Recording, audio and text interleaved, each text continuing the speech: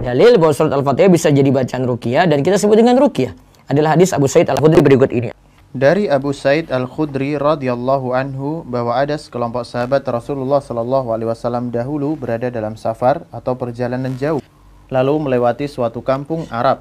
Kala itu mereka meminta untuk dijamu, tetapi penduduk kampung tersebut enggan untuk menjamu. Nah, penduduk kampung tersebut lantas berkata pada para sahabat yang mampir, apakah di antara kalian ada yang bisa meruqyah, melakukan pengobatan dengan membaca ayat-ayat Al-Quran, karena pembesar kampung tersebut tersengat binatang atau terserang demam? Di antara para sahabat lantas berkata, iya ada. Lalu ia pun mendatangi pembesar tersebut dan ia meruqyahnya dengan membaca surah Al-Fatihah.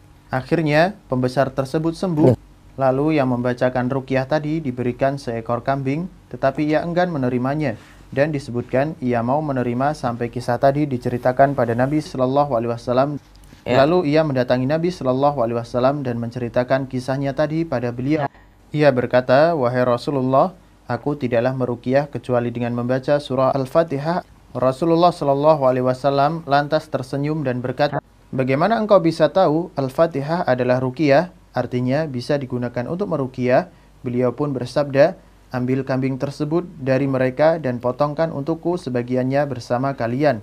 Imam Nawawi membuat bab mengenai hadis di atas dalam Sahih Muslim tentang bolehnya mengambil upah dari ruqyah dengan Al-Quran atau zikir. Fawaid dari hadis ini adalah boleh mengambil upah dari bacaan ruqyah. Ini termasuk juga boleh mengambil upah ketika seorang itu mengajarkan Al-Quran.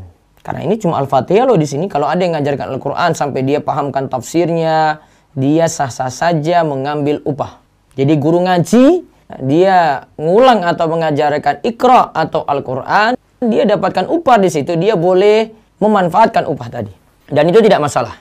Kemudian faedah yang lainnya lagi, boleh meminta ruqyah.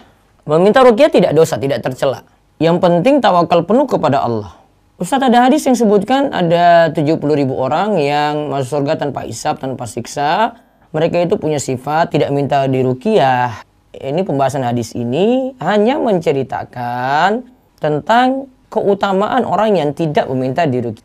Tapi minta diruqyah asalnya boleh.